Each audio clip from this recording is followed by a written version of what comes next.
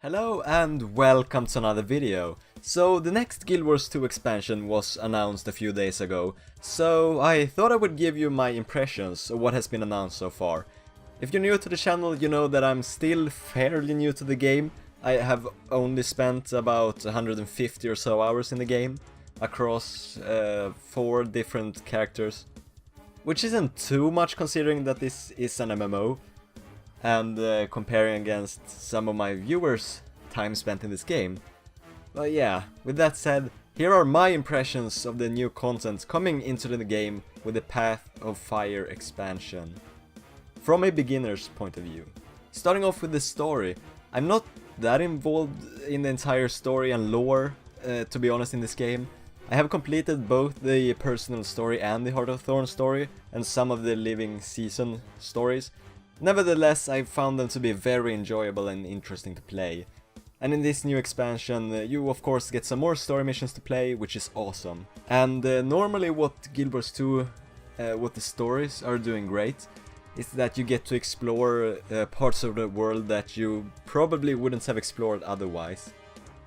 So the main story in this expansion seems to be kind of similar to what we've done before and seen before.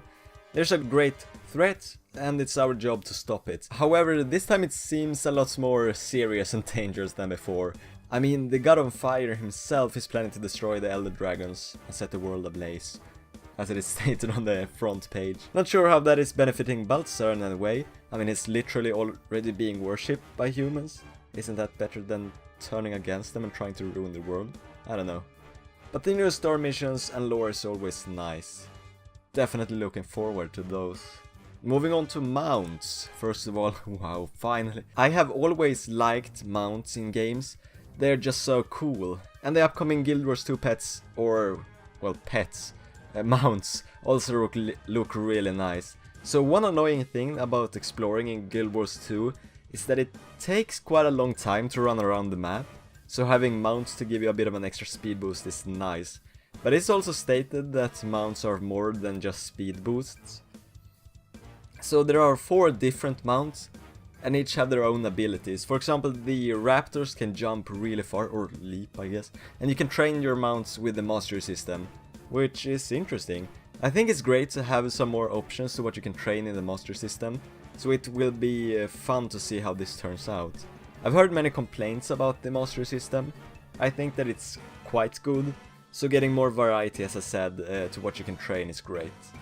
And you know, the mounts look cool too as well. I feel like in Heart of Thorns, like the mastery system or some of the rewards really didn't feel like rewards and more like gates. I'm not sure how to explain it, but for example, you have to learn in the mastery system how to talk to the Itzel people. It just felt very forced that you have to learn it just to talk to those one time to progress in the story. And I've never talked to them since then, so yeah, that just felt really forced. I really hope that the mounts mastery system or mastery points change this, because that would be really great. And it seems a lot more interesting, you know, learning your mount, and it said that they can move that begins combat. For example, I think the raptor like swings its tails or something, and that is probably something that you will have to learn through the master system. And that is a reward you are looking forward to.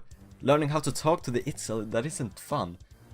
And in the announcement trailer, developers also said that there will be some puzzles requiring mounts.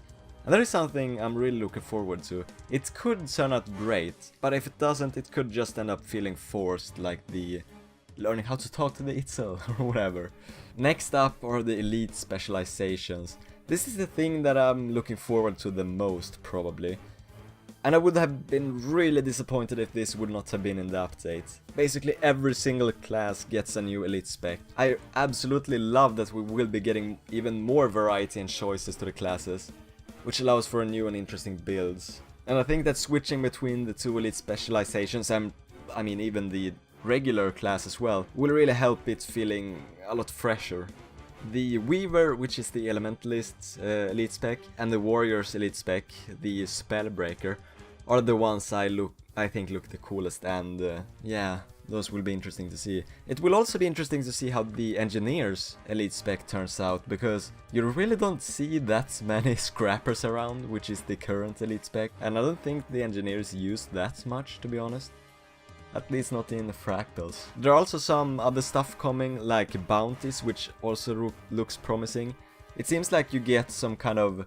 You get a bounty on a boss and then you go and kill it. I'm not sure if it will be co-op or just solo, but it sounds really interesting. And I hope there are some nice rewards as well. Oh, and there are 5 new big zones coming with the expansion. So, with these zones, I really hope that they are like a lot different compared to the Heart of Thorns ones, because obviously it was supposed to be a jungle, but I felt like it was way too much movements up and down, which was really impossible to traverse, and just honestly so annoying until you unlock the gliding that you can, what is it even called, like glide through winds, and it was just annoying, and there was just really confusing. There were so many different levels, so I hope that the 5 new zones are a bit different. They are supposed to be in the Crystal Desert or something, which will be interesting.